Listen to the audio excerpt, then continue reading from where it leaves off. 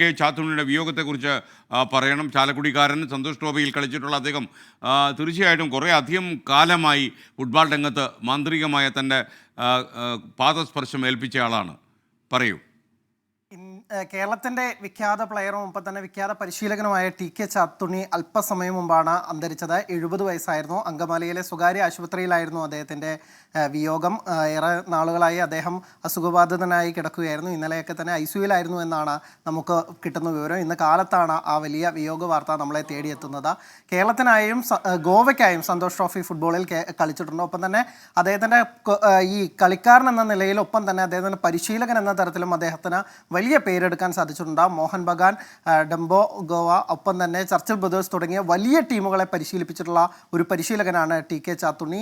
Indian ഫുട്ബോളിന് അദ്ദേഹം നൽകിയിട്ടുള്ള സംഭാവനകൾ വളരെ മഹത്തരമാണ്. അതുകൊണ്ട് തന്നെ അദ്ദേഹത്തിൻ്റെ ഈ വിയോഗം എന്ന് പറയുന്നത് നമുക്ക് വലിയ ഒരു ദുഃഖമുണ്ടാക്കുന്നതാണ്. കേരള ഫുട്ബോളിനാവട്ടെ ഇന്ത്യൻ ഫുട്ബോളിനാവട്ടെ. എന്തായാലും അദ്ദേഹത്തിൻ്റെ സംസ്കാര ചടങ്ങുകൾ അടക്കമുള്ള കാര്യങ്ങൾ, ഇല്ലെങ്കിൽ പൊതു ദർശനം അടക്കമുള്ള വിവരങ്ങളൊക്കെ തന്നെ അല്പസമയത്തിനകം തന്നെ നിശ്ചയിക്കുമെന്നാണ് അറിയാൻ കഴിയുന്നത്. എന്തായാലും ഇന്ത്യൻ ഫുട്ബോളിലെ വലിയൊരു താരം അല്ലെങ്കിൽ പരിശീലകൻ, അദ്ദേഹത്തിൻ്റെ വിയോഗം ഒരിക്കലും നമുക്ക് നികത്താനാവാത്താണ്. വലിയ ദുഃഖമുണ്ടാക്കുന്ന ഒരു വാർത്ത തന്നെയാണ് ഇപ്പോൾ പുറത്തു വന്നിരിക്കുന്നത്.